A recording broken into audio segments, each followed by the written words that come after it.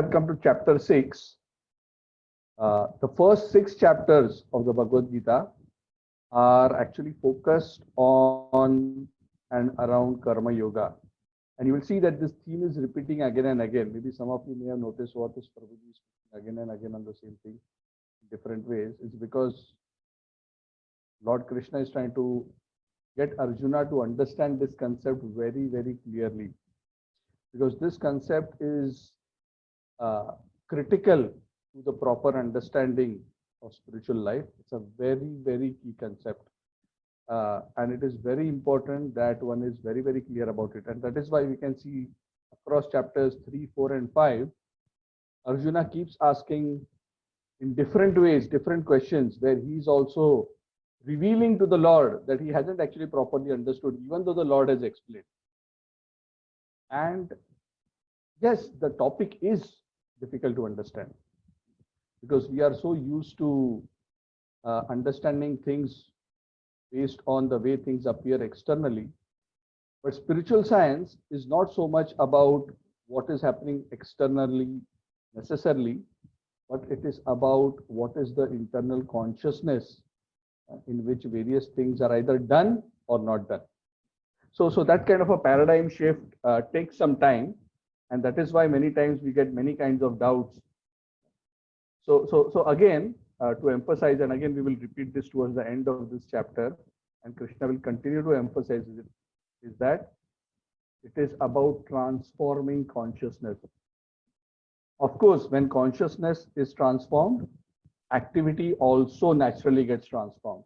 Yeah, so we cannot say my consciousness is transformed, but I continue to do sinful activity. I continue to be cruel, angry, greedy. No, that is not possible. Okay, so anyway, so let us get started with this particular chapter. So the first few verses, the Lord actually is kind of summarizing. Okay, let me share the screen. I haven't shared this.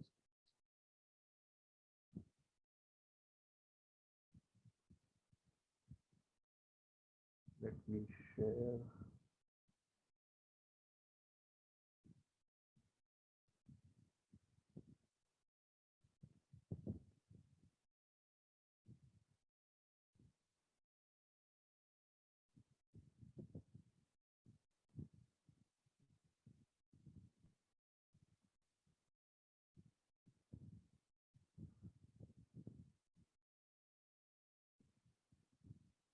Okay, I hope you can see. So chapter 6 is entitled Dhyana Yoga. So the basic point here is karma, when it is performed with detachment, leads to jnana, and when jnana increases or knowledge increases, and one develops further detachment in the performance of activity, it eventually leads to a meditative state, jnana. So Krishna is actually developing this topic in a progressive manner so that one can appreciate. To keep in mind that throughout this entire journey, there is progression in detachment towards the work that is performed, towards the fruit of the work that is performed, and there is a consequent increase in the level of knowledge. When knowledge becomes sufficiently evolved and the individual becomes sufficiently contemplative and absorbed, one actually achieves a state of meditation. So the Lord is going to explain the mechanical process of meditation briefly, and there is going to be a very interesting discussion, and I'm sure you will also find it very, very interesting. So the Lord starts the conversation by emphasizing again to Arjuna by saying that, Arjuna, let me repeat and make this very clear. When I am speaking about a sannyasi, a true sannyasi is not one who stops doing his prescribed duty. It's not one who lights no fire. Lights no fire means who doesn't cook, who doesn't earn money. That is the meaning of lights no fire. No, the idea of a true sannyasi is he still does his prescribed duty, but without attachment to work. The sannyasa. Sannyas means complete cessation, The complete cessation is not necessarily a cessation of activity, but rather a cessation of the desire for the fruits of the work. And this kind of sannyas is actually not at all different from the karma yoga that I've been speaking about. In essence, the whole process is about gradually renouncing the desire for sense enjoyment and performing work as a duty. And when that is done, one achieves the equanimity that I have been speaking about. In fact, this equanimity will also gradually increase as one becomes advanced through the progressive practice of this particular yoga. Initially, he will develop detachment towards all kind of matter, whether it's gold or stone or pebbles. He is not attracted to either. Why? Because he is not interested so much in gratifying his old senses. And when the yogi advances even more, goes to even higher stages, he develops such a beautiful vision that not only is he neutral towards all non-living things, but even with respect to all living entities, he starts seeing them equally. He sees even an enemy and a friend equally. What to speak of other living entities? He makes no discrimination between a sinner, an enemy, a friend, or a well-wisher. So keep this in mind, Arjuna. And now, Arjuna, I hinted in the last chapter that I will explain to you a mechanical process of purification of the mind and the heart, by which you can gradually develop detachment and actually absorb your mind in me. This mechanical, again, the word mechanical is being stressed. This mechanical process is known as the Ashtanga Yoga process. What does Ashtanga mean? Ashtanga means 8 limbs. Even though the 8 limbs are not explicitly mentioned here, essentially, I'll just quickly mention them here in case you're not aware. So they start with Yama, Niyama, Asana, Pranayam, Pratyahar, Dharana, Dhyana, and Samadhi. Because of shortage of time, I do not intend to go through each of them individually. But if you want, you can Google it up later and read up on what each of these mean. But basically, the process begins with following certain do's and don'ts. It then goes into the asanas to be able to sit for prolonged times. Then it goes into breath control. Then it goes into the focus, into the practice of concentration, and then into meditation, and then into absorption in transcendence. So that is the gradual progress. And this process is summarized a little later in the chapter, so we'll discuss a bit more a little later. So Krishna says, I'm going to explain to you, and please keep in mind, Krishna is telling Arjuna, even as you're doing this process, it is not that what we discussed earlier is not important. The yogi is still doing the process of karma yoga. What that means? He is still performing detached work. Detached work has to be done throughout. In the early stages, when the heart is not yet purified, the detached work is what will lead to gradual elevation of consciousness. Detached work will help in the kind of purification which is necessary to be able to absorb the mind in the Lord. Eventually, at an advanced stage of yoga, when one has fully purified himself and is situated in a state of spiritual realization, then, like what I had mentioned earlier, fully ceasing all kinds of work is possible. But don't do it the other way around. You cannot cease all activity when the heart is impure. I had already explained this to you earlier. So the principle remains the same even for the Ashtanga Yoga. Now, a very important point to consider, Arjuna, is that when we talk about yoga, yoga is essentially a process of controlling the mind so that one can actually realize the self. Mind is the instrument at the disposal of the yogi to elevate himself. Why? Because it is actually the mind which is the mirror that reflects consciousness. You are a soul right now. Why are you not able to see yourself and understand and perceive yourself? Because consciousness perceives itself clearly only when the mind is clean and clear. Just like if you are standing next to a lake, when the water of the lake is disturbed with many ripples, the reflection of yourself is not perceived very clearly. But when the water is still, one can see one's reflection very, very clearly.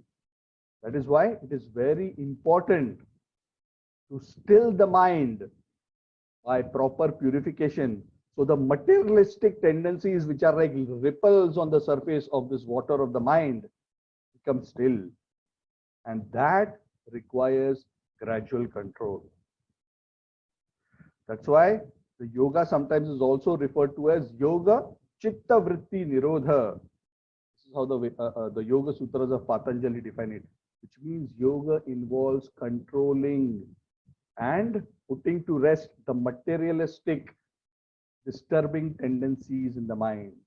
Or it is sometimes called as Cheto Darpana Marjanam, purifying the mirror of the consciousness which is covered by dirt. So you cannot run away from the mind. You can either make the mind your friend or it will remain your enemy. You have to deal with the mind because you're conscious, your mind will always be there with you. For a yogi, the controlled mind is his best friend. Why? Because it is the controlled mind which will help the yogi to elevate himself. A mind which is not controlled, oh, Arjuna, that is the yogi's worst enemy. Never should a person think that just because I'm reading, doing sadhana, and doing various kinds of rituals, if I neglect the control of the mind and the senses, that the yogi will make advancement. No, that the yogi will become stilled in his progress. The yogi will struggle to make advancement if he doesn't control the mind. So keeping this in mind, let me now explain to you, Arjuna, in summary, this meditative process. Again, the Lord is saying, I'm just giving you a brief overview. This process needs to be understood and be trained under superior guidance. But I am giving you a brief overview of a person who wants to use this mechanical meditative process for fixing his mind in transcendence. What should one do? Step number 1, go to the forest. You cannot stay in the city and practice this meditative process. Go to a secluded place. Find a nice pure place, probably under a tree or somewhere, where you have a nice place to sit. The seat should neither be too high nor too low. Put some kusha grass on the ground. Then keep a deer skin. Then on that, put a white colored cloth. Sit on this asana in a firm posture and practice the control of the mind and senses by fixing the mind at the tip of the nose. By doing like this and by improving your concentration, start meditating on the Lord who is situated in your heart. As you are doing this and practicing this control of the mind, senses, and meditation, make sure your lifestyle is a lifestyle of moderation. Yuktahara viharasya, which means a yogi must do activities of eating, sleeping, recreation, working in moderation to be successful. If the yogi eats too much or if he eats too little, he will struggle in controlling his mind and senses. If he sleeps too much or he sleeps too little, it's also going to be a problem. So it is very important for a yogi He wants to be free from various miseries of material existence. Practice moderation in his spiritual advancement. And as the yogi is sitting in this posture trying to focus his mind, the mind will still go away time and again. Rather than focusing on the Lord, the mind will go in various directions. It will run to home, it will run towards food, it will run towards friend, it will run towards movies and whatever else. But the yogi's job is to pull back the mind from wherever it wanders and fix it back on the Supreme Lord. This is going to be a great struggle, but the yogi has to keep on trying. One must fix the mind on the Lord, just like in a steady way, just like there is a lamp in a windless place. If there's a lamp, when there's a wind, the flame of the lamp will waver.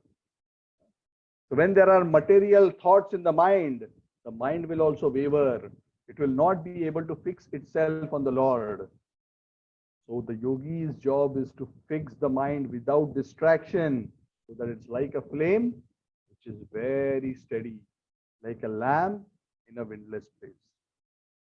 When eventually, after a lot of practice, how long does this practice require?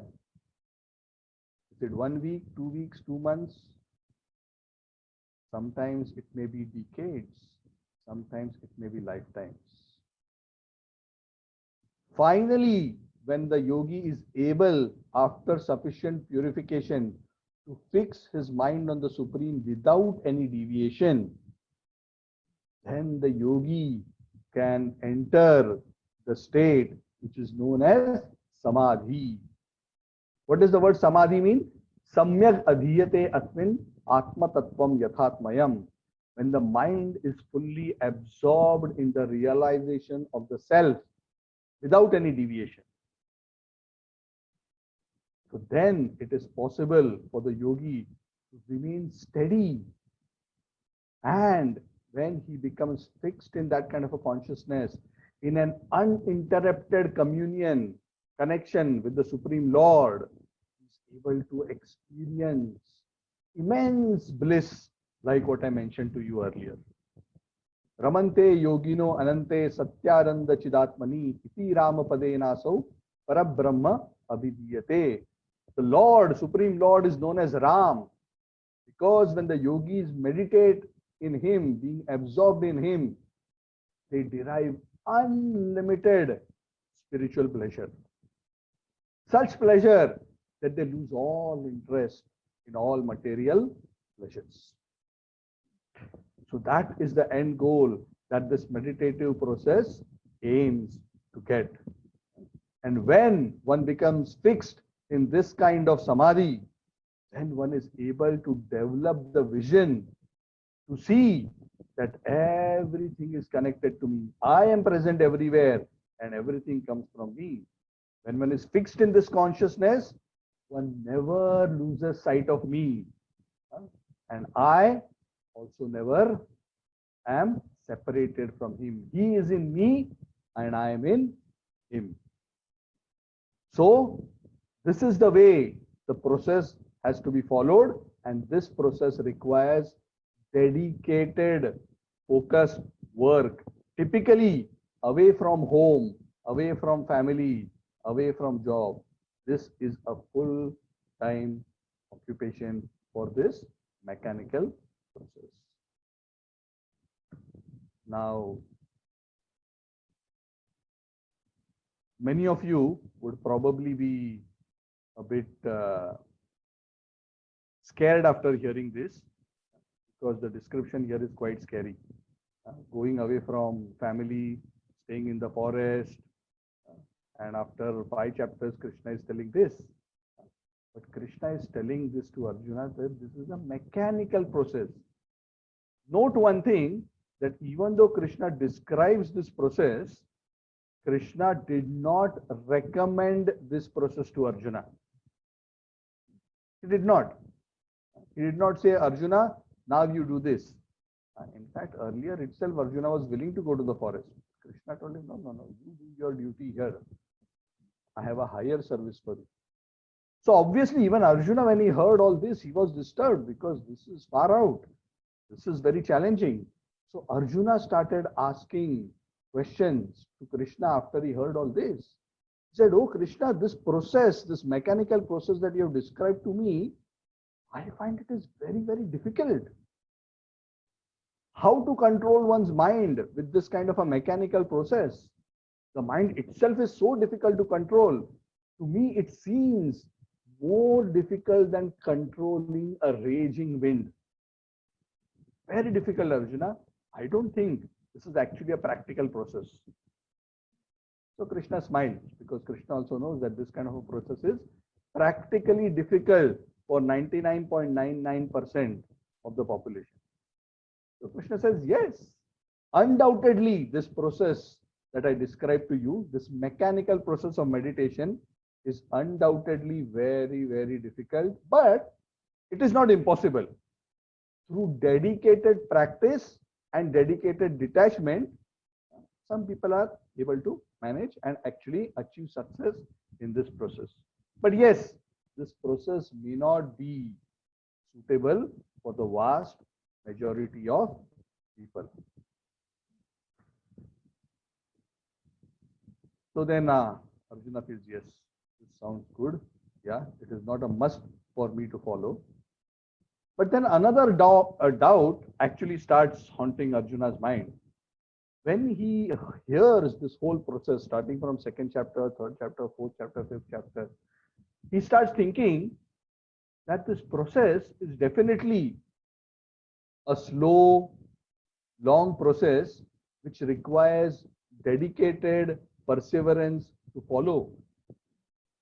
There is required a discipline to control the mind and senses, and one has to continuously work for a long period of time. It is also possible that a person who has taken up to this yoga practice may eventually, after some time, not be able to keep up with that practice, and he may give up that practice altogether. So this actually, we are coming towards verse 39 onwards. So he says, "Oh Krishna, this is my doubt. You please guide me." Only you can answer this doubt. Why only you can answer? Because you are Yogeshwar. You are the Lord of the yogis. The yogis are working to attain you. All the yogis are looking towards you and trying to connect to you.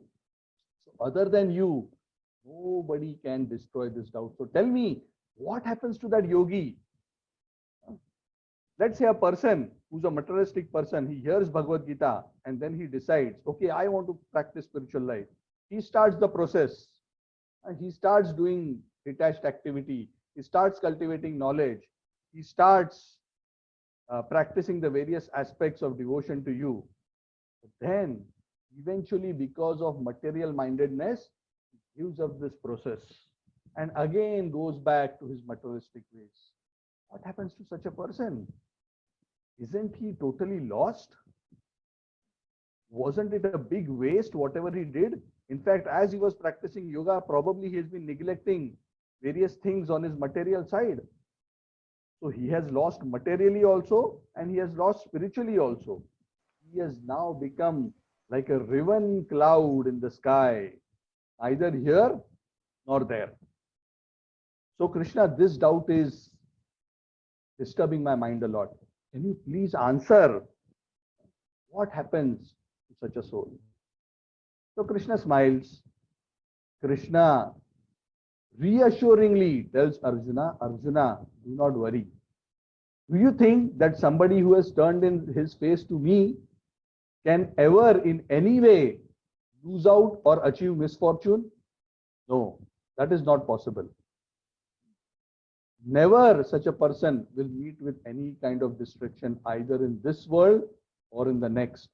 One who takes up to this process of yoga never ever meets with any inauspiciousness. I take care of him personally. If the yogi practices a little bit of yoga, even a little bit, and then gives up, I guarantee that in his next life, he will be born as a human being, and not just a human being, but he'll be born as a human being in a auspicious family.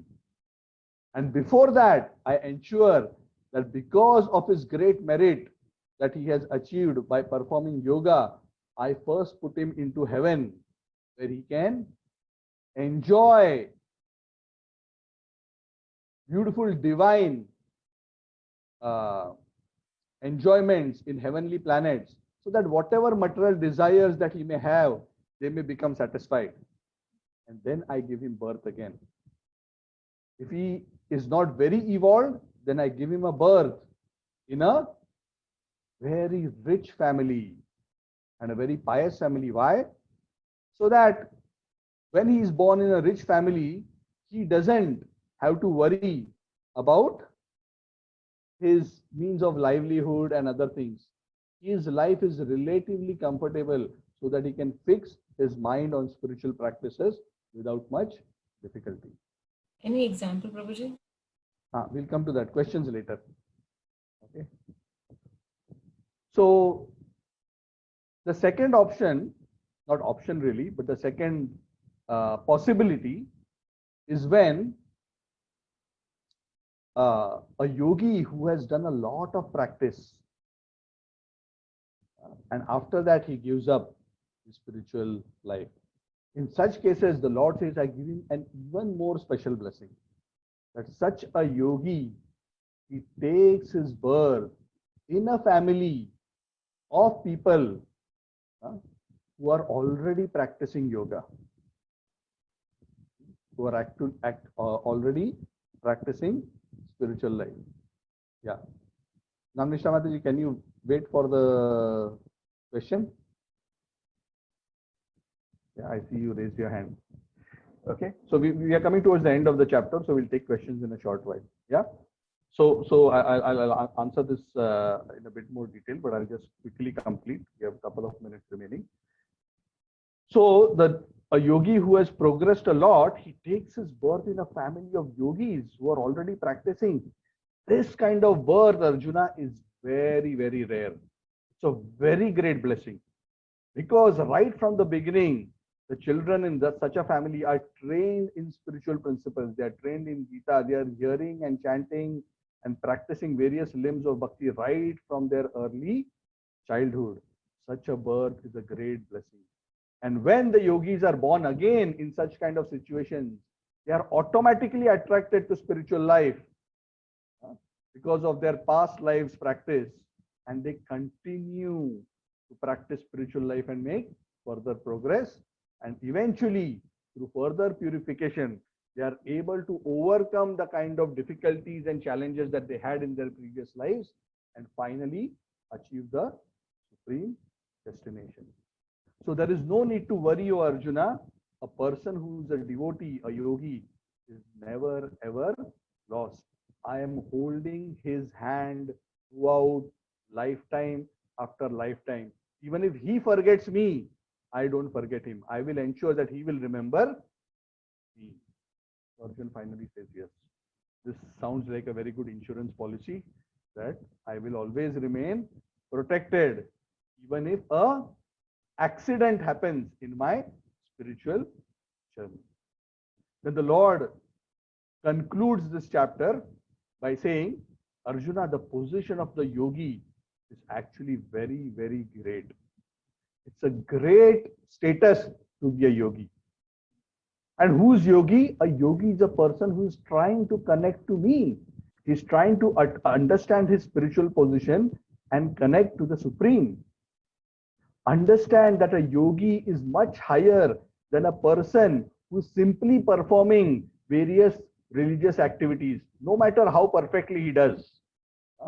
He's much better than simply a pandit or a pujari who's doing many rituals or many yajnas. He's much better than a person who is cultivating knowledge but not yet trying to connect to the Lord. He's much better than a person who is doing a lot of tapasya, because this quality of connecting to me which is the essence of yoga, is actually much, much beyond any material achievement. And this is true even for the beginner yogi. I'm not even talking about very advanced yogis. Even for the beginner yogi, this principle is true. The yogi is better than the karmi, better than the jnani, better than the tapasvi. And out of all the types of yogis, Karma Yogi, Jnana Yogi, Ashtanga Yogi, I have described many categories to you, Arjuna. Understand this supreme secret, this supreme conclusion, that of all the types of yogis, that yogi who is actually my devotee, who is serving me with faith and devotion without deviation, I consider that he is the topmost yogi of all the yogis. Yoginam api sarvesham madgaten antaratmana shraddhavan bhajate yomam same yukta tamo matah. Shraddhavan bhajate yomam. He who does bhajan for me, worships me and serves me with great love and faith, I consider him as the topmost yogi. So Krishna ends the 6th chapter with this statement. So he has described Karma Yoga, Jnana Yoga, Ashtanga Yoga, and towards the end of the Ashtanga Yoga, the Lord is hinting, I have described so many types of yoga and yogis to understand that the devotee is higher than all that I have described to you so far. So that is why in the next 6 chapters, the Lord describes the process of bhakti, because he has hinted about it here as the topmost. Now he goes on to the higher topics of devotional service. So the next 6 chapters are actually dedicated to bhakti. Okay, so I'll stop here. I'm going to stop sharing. Just give me a second. Okay. Yes. So, Meenalji, you had a question, and I think a few others. Yeah, I just wanted to ask the example of such a devotee who has taken a birth of, who has basically halfway was there being a yogi and then went back and then again took a birth. You want from scriptures? Scriptures there are. Anything which we can relate to? Anybody. No, I'm sure many who are in this group listening to this class right now are also from that category. So, generally, when we see that there are individuals who are naturally attracted to spiritual principles and they are from comfortable material situations, one must understand that we have had some association with spiritual life. It is not easy to be attracted to spiritual principles unless one has had past connections with it. So this is true for the vast majority. See, we should understand spiritual journey is a continuous journey which sometimes spans many lifetimes. So it is not that those who are connected now, this is necessarily their first lifetime. So there are around 30 odd families who are connected right now here. Many of them have been continuing. Now, of course, how far we have reached now depends on how intensely we practiced in previous lives. Depends. But the natural attraction to spiritual principles, that is what we should ask ourselves. Was I, since my early birth, naturally attracted to spiritual principles? Some of us were. I used to be naturally attracted from very early age. Very early age, 5, 6, 7, 8 onwards. I was always attracted. So that can be a hint. Prabhupada would say that about himself. Of course, he's a very extraordinary soul, but very humbly he would say that I got this opportunity to be born in a very well-to-do family so that I can continue my spiritual journey.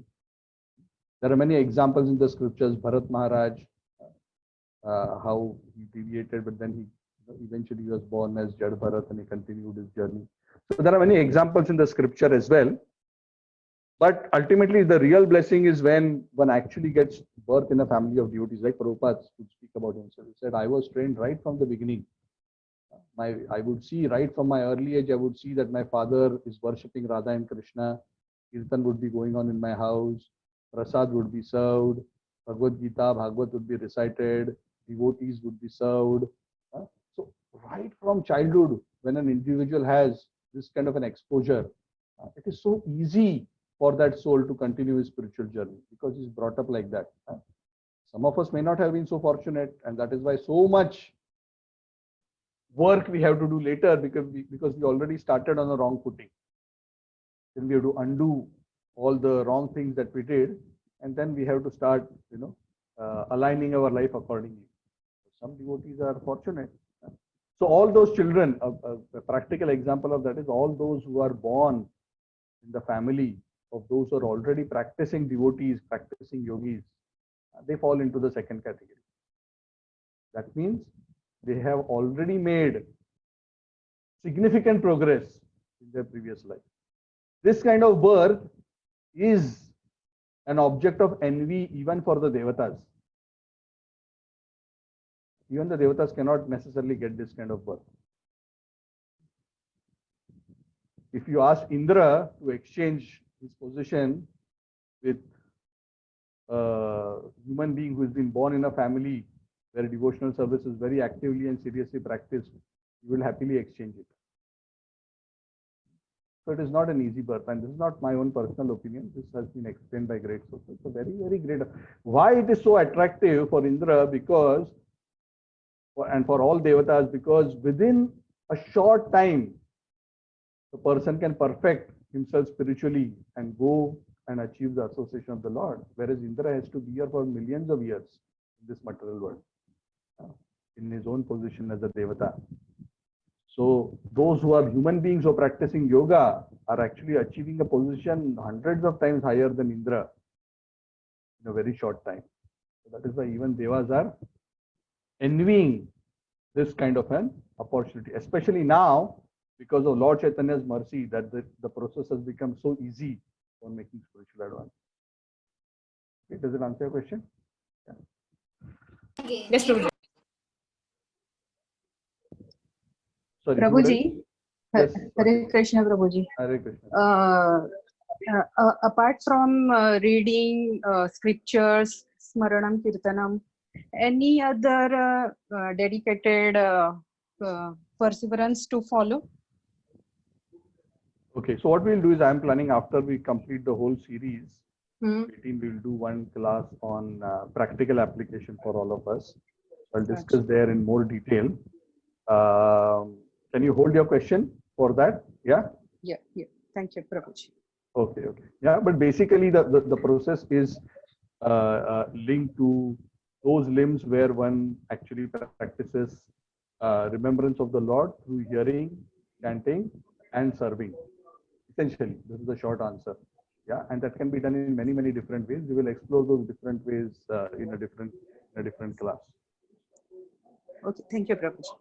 Welcome.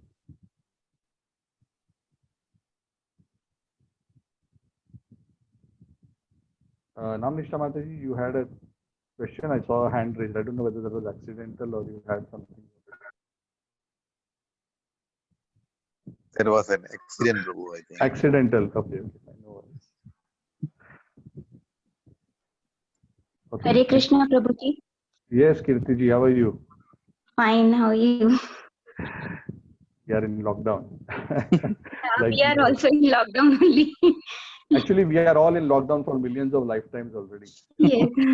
Material body. Yeah, I want to ask why this deer skin is preferred for yoga, although it is obtained from animals by killing animals. Like why it is preferred? Okay. So you're planning to go to the forest? No. That day in Ramayana also I saw that Sita ji was telling that we can use by killing that deer, we can use it for yoga also. Okay.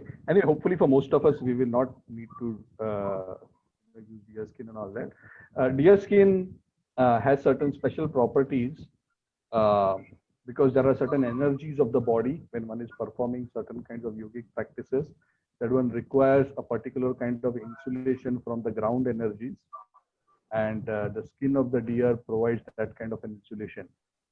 Okay? So it is related to energies for the practicing yogi. For us, it is not relevant. Okay. So you don't need to go on Flipkart or Amazon and look for deer skin. Yeah, that's okay. But leather is not allowed in temples also. That's why I was Yeah. thinking it. So The form of okay. So the understanding is in Vedic tradition, whether it is uh, deer skin or even for other, even the skin of the cow has been used in Vedic times. Even for example, when we make a drum, a mridanga, also traditionally leather is used. So in Vedic culture, the understanding is that leather can be used for certain purposes, but it should always be used after the animal has naturally died. Right. Okay, okay. So that is how the leather can be used. There's no But that prohibition we to cannot leather. be sure of In while current buying. condition, we cannot be sure. Yes, that is why generally Yeah. leather is prohibited. But there are certain uh, organizations which especially sell ahimsa leather, but they're very few. I don't know much about them, but they ensure that the leather that they produce is only taken from animals who have died naturally. So that is not prohibited, but generally we wouldn't know. Almost 99% of the time it would not be that case. Okay. Thank you. Thank you. Welcome.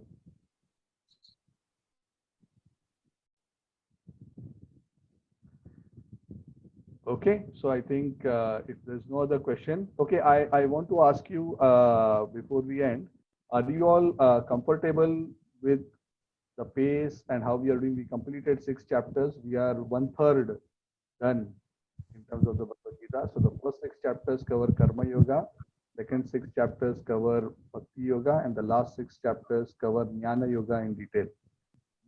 So are you comfortable with this pace? Are you able to follow? Is it too technical? You want me to make it more simple? If you want me to make it more simple, I will exclude many details and I'll give a more higher level view. I just want some feedback before we continue further. I think Hare Krishna Prabhuji, I think Yes, ma'am. once this is over and you said you are going to look on the practical side or the practical applications overall. So I think that will be very helpful to answer many things. Okay. Okay, yeah. So right now you can focus yourself on understanding the philosophical framework of what we are discussing, and then the practical aspects will also come. Okay, thank you for that. Any other opinion? If no feedback means you are all comfortable with the pace. Yeah. Hare Krishna Prabhuji, this is Santanam. Oh, Santanam ji, okay. Yes. Oh, it is for us like it is a refresher course, even though we have studied a few times. But once again, when we are listening, it is like reminding what it is. We are getting a idea, and it is like a refresher course. We can Correct. You have already studied quite a few times. So for you, but those who are hearing or who have not studied in detail, I hope they are able to follow. Because this subject, see, the reality is that this subject is not light. It is a heavy subject. And it is difficult to understand. Okay, so if you're finding it difficult to understand, you're still not able to put all the ideas together in a logical sense, do not feel disheartened. That is normal. Okay, because this subject is subtle. This subject is a subject of the soul. It is very subtle and it is not so easy to grasp. So even if you can understand 25-30%, that's a big achievement. But if you have specific questions, make a note and feel free to ask. Anybody else? Anybody else wants to? Okay. So all are comfortable. Okay. Should we continue with the classes? Yes. Yes, Prabhuji. Yes, Prabhuji. Do you want a break? Yes, we should No, continue, no, Prabhu. No break. No break. No break. Okay. Okay, fine. When I said break means like 1 or 2 days. Oh, every day I have to see. please. No. Okay, we continue. No, Okay. no. Okay, fine. At least one good thing happening around, so just please continue.